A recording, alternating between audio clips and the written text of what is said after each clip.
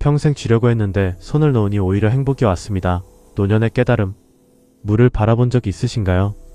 그냥 흘러가는 물 말고 정말 가만히 앉아 물을 바라본 적. 계곡의 물은 바위를 만나면 싸우지 않습니다. 부딪히지 않습니다. 그냥 돌아갑니다. 돌아가면서도 제 길을 잃지 않습니다. 막히면 고이고 고이면 넘치고 넘치면 다시 흘러갑니다. 낮은 곳을 마다하지 않고 더럽다고 피하지 않으며 자신을 과시하지 않습니다. 그저 흐릅니다. 그저 흘러서 결국 바다에 닿습니다. 나는 이른이 넘어서야 물을 제대로 보게 되었습니다. 그 전까지 나는 물처럼 살지 않았습니다. 바위처럼 살았습니다. 단단하게 버티고 굽히지 않고 내 자리를 내어주지 않으려 했습니다. 바람이 불어도 꿈쩍하지 않는 것이 강한 것이라고 믿었습니다. 남에게 치지 않는 것이 자존심이라고 믿었습니다. 손에 쥔 것을 놓지 않는 것이 지혜라고 믿었습니다. 그렇게 수십 년을 살았습니다. 그리고 이른이 넘어 뒤를 돌아보니 그 단단함이 나를 지킨 것이 아니라 오히려 나를 가두어 놓은 것이었음을 알게 되었습니다. 다 부질없더군요. 이 말을 처음 입 밖에 꺼냈을 때 가슴이 먹먹했습니다. 허탈했습니다. 억울하기도 했습니다. 그토록 열심히 살았는데, 그토록 애를 써서 쌓았는데 돌아보니 부질없다니. 그 말이 패배처럼 느껴지기도 했습니다. 하지만 조금 더 시간이 지나고 나서야 알았습니다. 부질없다는 깨달음이 사실은 가장 큰 자유의 시작이라는 것을. 부처님은 이렇게 말씀하셨습니다. 모든 것은 흘러간다. 그것을 아는 자는 슬퍼하지 않는다. 흘러간다는 것을 안다는 것. 그것이 왜 슬픔이 아니라 자유인지를 오늘 이 자리에서 천천히 이야기하려 합니다. 노후에 이르러서야 비로소 깨달은 것들. 평생 붙잡으려 했던 것들이 사실은 부질없었다는 것. 그리고 이제 물처럼 살기로 했다는 것. 이 고백이 당신의 가슴 어딘가에 조용히 닿기를 바랍니다. 처음 부질없다고 느낀 것은 이기려는 마음이었습니다. 나는 평생 지는 것을 싫어했습니다. 어릴 때부터 그랬습니다. 형제들 사이에서도 지기 싫었고, 친구들 사이에서도 지기 싫었고, 직장에서도, 사업에서도, 심지어 가족 안에서도 지기 싫었습니다. 내가 옳아야 했습니다. 내가 더 나아야 했습니다. 내 의견이 받아들여져야 했습니다. 그것이 내 삶의 방식이었습니다. 그래서 나는 수없이 싸웠습니다. 큰 싸움만이 아닙니다. 아주 사소한 것에서도 졌다 싶으면 마음이 불편했습니다. 식당에서 자리를 빼앗겼을 때, 주차장에서 새치기를 당했을 때, 회의에서 내 아이디어가 채택되지 않았을 때, 그 작은 패배들이 하루를 망쳤고 때로는 며칠을 망쳤습니다. 이기지 못한 순간들이 마음속에 쌓여서 나를 늘 긴장하게 만들었습니다. 그런데 이른이 지난 어느 날 문득 이런 생각이 들었습니다. 내가 그토록 이기려 했던 그 수많은 순간들에서 내가 정말로 이겼다 해도 그것이 내 인생을 풍요롭게 만들었는가? 식당에서 자리를 지켰다고 해서 밥이 더 맛있었나? 회의에서 내 의견이 채택됐다고 해서 내 삶이 더 행복해졌나? 돌아보면 아무것도 아니었습니다. 그 수많은 승리들이 지금 내 기억 속에 아무런 흔적도 남기지 않았습니다. 하지만 그 싸움들 속에서 잃어버린 것들, 상처를 주고받은 관계들, 날카로워진 내 마음은 지금도 남아있습니다. 부처님은 이렇게 말씀하셨습니다. 다툼에서 이긴 자는 적을 만들고 진 자는 잠을 잃는다. 이기지도 치지도 않는 자만이 평화를 얻는다. 물은 싸우지 않습니다. 바위를 만나면 돌아가고 웅덩이를 만나면 채우고 좁은 틈을 만나면 그 틈으로 스며듭니다. 그래서 결국 모든 것을 지납니다. 어떤 바위도 영원히 물을 막을 수 없습니다. 물은 싸우지 않고도 이깁니다. 아니, 이기고 지는 것을 초월합니다. 나는 이제 그렇게 살고 싶습니다. 이기려 하지 않고 그냥 흘러가고 싶습니다. 상대방이 옳다 해도 내 강이 사라지지 않는다는 것을 이제는 압니다. 두 번째로 부질없었던 것은 인정받으려는 마음이었습니다. 나는 늘 누군가에게 인정받고 싶었습니다. 부모님께 잘했다는 말을 듣고 싶었고, 선생님께 칭찬받고 싶었고, 상사에게 인정받고 싶었고, 이웃에게 존경받고 싶었습니다. 그 인정을 향한 갈망이 나를 열심히 살게도 만들었지만 동시에 나를 참 힘들게도 만들었습니다. 인정받기 위해 나는 때로 하기 싫은 일도 했습니다. 하고 싶지 않은 자리에도 갔고 먹고 싶지 않은 술도 마셨습니다. 나의 시간과 에너지를 타인의 기대에 맞추는데 소진했습니다. 그리고 인정받았을 때의 기쁨은 너무 짧았고 인정받지 못했을 때의 허탈함은 너무 길었습니다. 그 불균형 속에서 나는 늘 갈증이 났습니다. 가장 힘든 것은 인정받지 못한다고 느낄 때였습니다. 평생을 바친 직장에서 별다른 인사도 없이 은퇴하던 날, 오랫동안 돌봐준 자녀가 무심코 던진 말 한마디에 서운했던 순간, 열심히 차린 밥상에 아무도 감사 인사를 하지 않던 저녁, 그 순간들이 쌓여서 나는 내가 이 세상에서 얼마나 보잘것없는 존재인가를 느끼곤 했습니다. 부처님은 이렇게 말씀하셨습니다. 남의 인정을 구하는 자는 남의 손에 자신의 행복을 쥐어주는 것과 같다. 이 말을 처음 들었을 때 가슴을 망치로 맞은 것 같았습니다. 나는 평생 내 행복을 남의 손에 맡겨두고 살았던 것입니다. 상대방이 칭찬하면 행복하고 무시하면 불행한 삶. 그것이 얼마나 불안정한 삶인지를 이제는 압니다.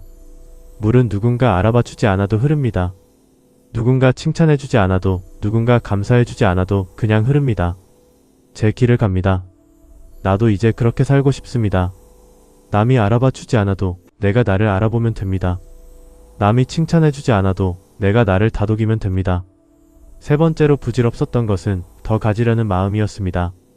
인간의 욕심은 참으로 끝이 없습니다. 조그만 집에 살 때는 더 큰 집을 원했고, 더 큰 집에 살게 되니 더 좋은 동네를 원했습니다.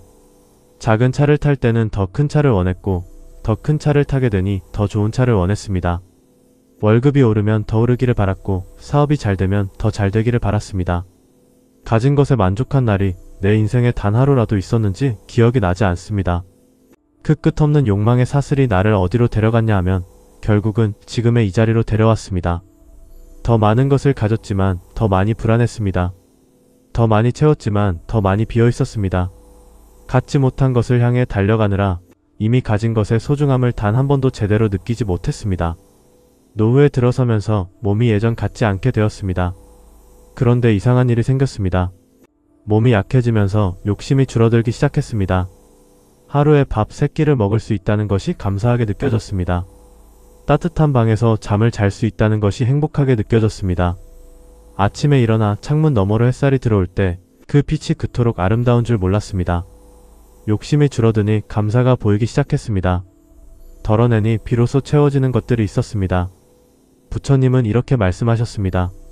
족한 줄 아는 자는 가난해도 부유하고 족한 줄 모르는 자는 부유해도 가난하다. 물은 넘치면 흘려보냅니다. 억지로 담아두려 하지 않습니다. 그래서 물은 늘 맑습니다. 너무 많이 담아두려 하면 썩습니다. 인생도 그렇습니다. 필요한 만큼 담고 나머지는 흘려보낼 때 삶은 맑아집니다. 나는 이제 더 가지려 하지 않습니다. 지금 가진 것으로 충분합니다. 이 깨달음에 이르는데 70년이 걸렸습니다. 네 번째로 부질없었던 것은 남과 비교하는 마음이었습니다. 옆집이 차를 바꾸면 내 차가 초라해 보였고, 친구가 승진하면 내 자리가 보잘것없어 보였습니다. 친척의 자녀가 좋은 대학에 가면 내 아이가 뒤처진 것 같았고, 동창이 큰 집으로 이사가면 내 집이 좁아 보였습니다. 이 비교의 굴레는 내가 아무리 잘 살아도 항상 부족하게 느끼게 만들었습니다. 왜냐하면 세상에는 항상 나보다 더 잘 사는 사람이 있기 때문입니다. 비교는 참으로 교묘한 독입니다. 처음에는 자극이 됩니다. 나도 저렇게 살아야지. 나도 더 열심히 해야지. 하지만 그 자극이 오래되면 자극이 아니라 상처가 됩니다.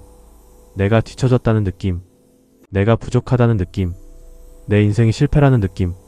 그 느낌들이 쌓여서 자존감을 갉아먹고 삶의 의미를 흐려놓습니다. 이른이 넘어서야 비교가 얼마나 어리석은 짓이었는지를 알게 되었습니다. 나와 남은 처음부터 다른 씨앗이었습니다. 같은 출발선에서 달린 것도 아니고 같은 목표를 향해 달린 것도 아닙니다. 사과나무와 소나무를 비교하는 것이 얼마나 무의미한 일인지를 이제는 압니다. 나는 나의 계절을 살면 됩니다. 남의 계절을 부러워하는 대신 내 계절을 충분히 살면 됩니다. 부처님은 이렇게 말씀하셨습니다. 남과 나를 비교하는 순간 당신은 자신의 삶에서 떠난다. 자신의 길을 걷는 자만이 자신의 삶을 산다. 물은 다른 강을 부러워하지 않습니다. 큰 강이든 작은 강이든 각자의 흐름으로 흐릅니다. 제 속도로, 제 방향으로. 그리고 결국 모든 물은 바다에 닿습니다. 빨리 간다고 더 좋은 바다에 닿는 것이 아닙니다. 늦게 간다고 더 나쁜 바다에 닿는 것도 아닙니다. 중요한 것은 흘러가는 것입니다. 멈추지 않는 것입니다. 나는 이제 남의 강을 바라보는 대신 내 강을 흐르겠습니다. 다섯 번째로 부질없었던 것은 과거를 붙잡으려는 마음이었습니다. 나이가 들수록 과거가 자주 떠오릅니다. 젊었을 때의 기억, 한창 일하던 시절의 기억, 아이들이 어렸을 때의 기억. 그 기억들이 따뜻하게 다가올 때도 있지만 때로는 그 기억들이 나를 괴롭힙니다. 그때 그렇게 하지 말걸. 그때 그 선택을 하지 말걸. 그때 그 말을 하지 말걸. 후회의 기억들이 밤마다 찾아와 잠을 빼앗아갑니다. 특히 힘든 것은 다시 돌아갈 수 없다는 것을 알면서도 돌아가고 싶은 마음입니다. 아이들이 어렸을 때로, 부모님이 살아계실 때로, 아내와 처음 만났던 그 시절로, 그 시절이 그립고 그 시절로 돌아가고 싶고 그 시절이 지금 없다는 것이 슬픕니다. 이 그리움과 후회 사이에서 나는 오랫동안 현재를 살지 못했습니다. 어느 날 강가에 앉아 물을 바라보다가 문득 이런 생각이 들었습니다. 저 물은 다시 돌아오지 않는다. 한번 흘러간 물은 영원히 흘러간다. 그런데 강은 슬퍼하지 않는다. 지나간 물을 붙잡으려 하지 않는다. 새로운 물이 흘러들어오고 강은 그새 물로 또 흐른다. 그것이 강의 삶이다. 부처님은 이렇게 말씀하셨습니다. 과거는 이미 죽었고 미래는 아직 태어나지 않았다. 오직 지금 이 순간만이 살아있다. 과거를 붙잡으려는 것은 이미 흘러간 물을 손으로 막으려는 것과 같습니다. 막을 수 없습니다. 막으려 하면 할수록 내 손이 다칠 뿐입니다. 흘러간 것은 흘러가도록 두어야 합니다. 그것이 물의 지혜고 이제 내가 배운 삶의 지혜입니다. 지나간 시절이 아름다웠다면 그것으로 충분합니다. 지나간 시절에 후회가 있다면 그 후회를 지금의 나를 더 따뜻하게 만드는 자양분으로 삼으면 됩니다. 과거는 바꿀 수 없지만 과거를 대하는 지금의 내 마음은 바꿀 수 있습니다. 6번째로 부질없었던 것은 두려움이었습니다. 두려움은 참으로 많은 것을 빼앗아 갑니다. 나는 평생 두려움 속에서 살았습니다. 실패가 두려웠고, 가난이 두려웠고, 병이 두려웠고, 죽음이 두려웠습니다. 그 두려움들이 나를 움직이는 원동력이 되기도 했지만 동시에 나를 수없이 멈추게도 만들었습니다. 하고 싶었지만 두려워서 하지 못한 것들이 얼마나 많은지, 말하고 싶었지만 두려워서 참은 말들이 얼마나 많은지, 가고 싶었지만 두려워서 포기한 길들이 얼마나 많은지, 두려움이 가장 크게 나를 잡아당긴 것은 변화 앞에서였습니다. 익숙한 것을 버리고 새로운 것을 선택하는 것이 두려웠습니다. 지금 있는 것을 잃을까봐 더 좋은 것으로 나아가는 것을 포기했습니다. 그 선택들이 지금의 나를 만들었습니다. 두려움에 의해 결정된 삶, 두려움이 그린 인생의 지도. 노후에 이르러 몸이 약해지고 나니 이상하게도 두려움이 줄어들기 시작했습니다.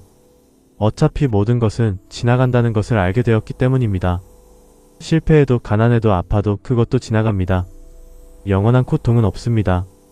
영원한 두려움도 없습니다. 두려움은 대부분 아직 오지 않은 일에 대한 상상입니다. 실제로 그 일이 닥쳤을 때 인간은 생각보다 훨씬 잘 버팁니다. 부처님은 이렇게 말씀하셨습니다. 두려움은 마음이 만들어낸 그림자다. 빛을 향해 서면 그림자는 뒤로 물러난다. 물은 두려워하지 않습니다. 낭떠러지를 만나면 폭포가 됩니다. 좁은 틈을 만나면 더 빠르게 흐릅니다. 어둠 속을 지나도 물은 물입니다. 두려움 없이 그냥 흐릅니다. 나도 이제 그렇게 흐르고 싶습니다. 두려움을 이기려 싸우는 것이 아니라 두려움에도 불구하고 그냥 흐르는 것. 그것이 물이 가르쳐준 용기입니다. 7번째로 부질없었던 것은 옳고 그름을 가리려는 마음이었습니다. 나는 옳고 그름에 민감한 사람이었습니다. 내가 옳다는 것을 확인받아야 했고 상대방이 틀렸다는 것을 인정받아야 했습니다. 부부싸움도, 자녀와의 갈등도, 이웃과의 다툼도 대부분 이 옳고 그름의 싸움이었습니다. 내가 옳다는 것을 증명하기 위해 나는 수없이 목소리를 높였습니다. 그리고 설령 내가 이겼다 해도 남은 것은 항상 씁쓸함이었습니다. 생각해보면 참으로 어리석은 일이었습니다. 부부 사이에서 누가 옳고 그른가를 가리는 것이 무슨 의미가 있습니까? 이긴 쪽이 있으면 진 쪽이 있고 진 쪽에는 상처가 남습니다. 그 상처가 쌓여서 관계를 서서히 허뭅니다. 내가 옳다는 것을 증명하면서 나는 수십 년에 걸쳐 소중한 관계를 조금씩 무너뜨렸습니다. 이겼지만 잃었습니다. 노후에 이르러 나는 이 질문 앞에 서게 되었습니다. 나는 지금껏 무엇이 더 중요했던가? 옳다는 것을 인정받는 것이었나? 아니면 그 사람과 따뜻하게 함께하는 것이었나? 대답은 분명했습니다. 하지만 그 대답이 분명해질 때는 이미 많은 시간이 흘러간 뒤였습니다. 부처님은 이렇게 말씀하셨습니다. 다툼에서 이기는 것보다 평화를 선택하는 것이 더 지혜롭다. 옳음은 때로 사랑보다 차갑다. 물은 자신이 옳다고 주장하지 않습니다. 물은 그냥 흐릅니다. 길이 있으면 그 길로, 길이 없으면 새 길을 만들어 흐릅니다. 옳고 그름을 따지지 않습니다. 그냥 흐를 뿐입니다. 나는 이제 옳고 그름을 따지는 일에 에너지를 쓰지 않으려 합니다. 그 에너지를 사랑하는 사람을 더 따뜻하게 바라보는 데 쓰려 합니다. 늦었지만 지금부터라도 그렇게 살기로 했습니다. 8번째로 부질없었던 것은 서두르던 마음이었습니다. 나는 참을성이 없는 사람이었습니다. 모든 것을 빨리 이루고 싶었고 모든 것을 빨리 얻고 싶었습니다. 기다리는 것을 싫어했고 천천히 가는 것을 게으름이라고 생각했습니다. 빠른 것이 좋은 것이고 많이 하는 것이 잘하는 것이라고 믿었습니다. 그 믿음으로 나는 늘 바빴습니다. 쉬는 것이 불안했고 멈추는 것이 두려웠습니다. 그 서두름 속에서 나는 너무 많은 것을 놓쳤습니다. 아이가 처음으로 걸음마를 떼는 순간, 봄날 마당에 핀 꽃 한 송이, 아내가 차려준 아침밥의 따뜻함, 저녁 하늘이 붉게 물드는 그 짧은 순간, 서두르느라 바빴기에 그런 것들을 볼 여유가 없었습니다. 그리고 이제 그것들이 그립습니다. 아이의 걸음마는 다시 볼 수 없고 피었던 꽃은 이미 졌으며 아내의 아침밥은 이제 식어버렸습니다. 부처님은 이렇게 말씀하셨습니다. 서두르는 자는 길을 잃는다. 천천히 걷는 자만이 꽃을 볼 수 있다. 물이 빠르게만 흐르는 것은 아닙니다. 넓은 들판을 만나면 천천히 아주 천천히 흐릅니다. 그 느린 흐름 속에서 물은 대지를 적시고 씨앗을 키우고 생명을 불러옵니다. 빠르게 흐르는 것만이 물의 역할이 아닙니다. 느리게 깊이 조용히 흐르는 것도 물의 역할입니다. 나는 이제 천천히 살기로 했습니다. 빨리 가는 것을 포기한 대신 제대로 보기로 했습니다. 오늘 아침 햇살, 오늘 점심 밥 한 숟가락, 오늘 저녁 하늘, 그것들을 천천히 충분히 느끼며 살기로 했습니다. 9번째로 부질없었던 것은 완벽하려는 마음이었습니다. 나는 완벽주의자였습니다. 무엇이든 제대로 해야 했고 실수는 용납되지 않았습니다. 그것이 나 자신에게도 가족에게도 해당되었습니다. 아이가 실수를 하면 심하게 나무랐고 아내가 일을 내 방식대로 하지 않으면 불만을 드러냈습니다. 스스로도 완벽하지 않으면 자책했습니다. 그 완벽주의가 나를 얼마나 혹독하게 몰아붙였는지 그리고 주변 사람들을 얼마나 힘들게 했는지를 이제는 압니다. 완벽함을 추구하는 사람은 아무것도 즐기지 못합니다. 항상 부족한 부분이 보이고 항상 고쳐야 할 것이 보이기 때문입니다. 여행을 가서도 즐기지 못하고 사진이 잘 나왔는지를 걱정했고 식사를 하면서도 음식 맛보다 분위기가 마음에 드는지를 따졌습니다. 그렇게 완벽을 쫓다가 정작 그 순간을 즐기는 것을 잊어버렸습니다. 부처님은 이렇게 말씀하셨습니다. 완벽함을 구하는 자는 항상 불만족 속에 산다. 지금 이 순간이 이미 완전하다는 것을 아는 자가 진정 행복하다. 물에 티끌 하나 섞이면 물이 불완전한 것일까요? 아닙니다. 그 티끌을 품은 채로 흐르는 것이 물입니다. 완벽하지 않아도 됩니다. 지금 이 모습 그대로 흐르면 됩니다. 나는 이제 완벽하지 않아도 괜찮다는 것을 압니다. 실수해도 됩니다. 모자라도 됩니다. 그 모자람과 실수가 모여서 인간다운 삶이 됩니다. 완벽한 물은 존재하지 않습니다. 그리고 그 불완전한 물이 세상에서 가장 아름다운 것입니다. 10번째로 부질없었던 것은 미래에 대한 걱정이었습니다. 노후 준비. 이 단어가 얼마나 많은 불안을 만들어냈는지 모릅니다. 나는 젊었을 때부터 노후를 걱정했습니다. 나중에 아프면 어떡하지? 돈이 떨어지면 어떡하지? 자녀들이 외면하면 어떡하지? 혼자 남겨지면 어떡하지? 그 걱정들이 머릿속에 가득해서 현재를 즐길 틈이 없었습니다. 그런데 그 걱정이 실제로 미래를 바꾸었냐 하면 그렇지 않았습니다. 걱정한다고 병이 오지 않는 것이 아니고 걱정한다고 돈이 생기는 것도 아닙니다. 걱정은 그냥 걱정일 뿐입니다. 현재의 에너지를 소진시키고 지금의 행복을 갉아먹는 것. 그것이 걱정의 정체였습니다. 나는 미래를 걱정하느라 현재를 낭비했고 결국 걱정했던 미래가 현재가 되었을 때 또 다른 미래를 걱정하고 있었습니다. 부처님은 이렇게 말씀하셨습니다. 걱정은 내일의 슬픔을 덜어주지 않는다. 다만 오늘의 기쁨을 빼앗아 갈 뿐이다. 물은 내일을 걱정하지 않습니다. 지금 흐를 뿐입니다. 내일 어디로 흘러갈지, 내일 어떤 바위를 만날지를 걱정하지 않습니다. 그냥 지금 이 순간의 길을 따라 흐릅니다. 그리고 내일이 되면 그때의 길을 또 흐릅니다. 나는 이제 미래를 걱정하는 대신 현재를 충실히 살기로 했습니다. 내일은 내일의 물이 흐를 것입니다. 이렇게 하나씩 내려놓다 보니 이상한 일이 생겼습니다. 가벼워졌습니다. 수십 년 동안 짊어지고 살던 무게들을 하나씩 내려놓으니 몸이 가벼워지는 것 같았습니다. 아니, 몸만이 아니라 마음이 가벼워졌습니다. 경쟁하지 않아도 되니 편안했고 인정받으려 하지 않아도 되니 자유로웠고 비교하지 않아도 되니 행복했습니다. 이 가벼움이 약함인 줄 알았습니다. 하지만 아니었습니다. 이 가벼움이야말로 진짜 강함이었습니다. 물이 왜 강한지 아세요? 물은 어떤 형태든 받아들입니다. 네모난 그릇에 담으면 네모가 되고 둥근 그릇에 담으면 둥글게 됩니다. 그렇다고 물이 사라지는 것이 아닙니다. 물은 여전히 물입니다. 유연하게 어디에든 존재할 수 있습니다. 단단하게 굳어버린 것은 깨지지만 부드럽게 흐르는 것은 깨지지 않습니다. 물은 바위를 깨지 않습니다. 다만 천천히 꾸준히 흘러서 결국 바위를 변화시킵니다. 이것이 물의 힘입니다. 이것이 내가 배운 삶의 힘입니다. 부처님은 이렇게 말씀하셨습니다. 세상에서 가장 부드러운 것이 세상에서 가장 단단한 것을 이긴다. 물이 바위를 이기듯 노후에 이르러 물처럼 산다는 것은 포기하는 것이 아닙니다. 체념하는 것이 아닙니다. 오히려 더 깊이 더 지혜롭게 사는 것입니다. 흘러가야 할 것을 붙잡지 않고 막아야 할 것을 억지로 뚫으려 하지 않으며 낮은 곳을 두려워하지 않고 때로는 고여서 깊어지고 때로는 빠르게 흘러 새로운 곳에 닿는 것. 그것이 물의 삶이고 이제 내가 살기로 한 삶입니다. 주변을 보면 아직 한창 달리고 있는 분들이 많습니다. 더 많이 가지려, 더 높이 오르려, 더 많이 인정받으려 달리고 있는 분들. 그분들에게 이 말을 드리고 싶습니다. 달리는 것이 나쁜 것이 아닙니다. 하지만 달리면서 가끔은 멈춰 서서 무엇을 위해 달리고 있는지를 물어보세요. 내가 달려가는 그 목적지에 정말 내가 원하는 것이 있는지를 물어보세요. 그리고 지금 이 순간 내 곁에 있는 사람들을 한 번쯤 바라봐 주세요. 그들이 달려가는 당신을 얼마나 그리워하고 있는지를 느껴보세요. 나는 이른이 넘어서야 뒤를 돌아봤습니다. 그리고 달려오는 동안 흘려버린 것들을 보았습니다. 지나치며 보지 못한 꽃들, 멈추지 않아서 나누지 못한 대화들, 너무 바빠서 주지 못한 온기들. 그것들이 지금 가장 그립습니다.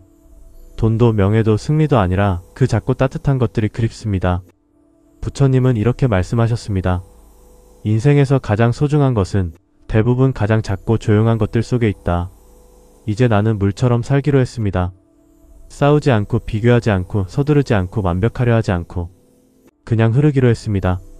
낮은 곳으로 조용히 그러나 쉬지 않고 아직 살아있는 날들이 남아있는 한 그렇게 흘러가기로 했습니다. 그리고 이 고백을 듣는 당신에게 드리고 싶은 말이 있습니다. 아직 때가 있습니다. 지금 이 순간부터 물처럼 살 수 있습니다. 이기려는 마음을 조금 내려놓아 보세요. 인정받으려는 마음을 조금 느슨하게 해보세요. 더 가지려는 마음 대신 지금 가진 것을 바라봐 주세요. 남과 비교하는 대신 어제의 나와 오늘의 나를 비교해 보세요. 과거의 후회를 붙잡는 대신 지금 이 순간에 깨어 있어 주세요. 두려움 앞에서 멈추는 대신 두려우면서도 흘러가 보세요. 그 작은 변화들이 당신의 삶을 조금씩 바꾸어 놓을 것입니다. 거창한 변화가 아니어도 됩니다.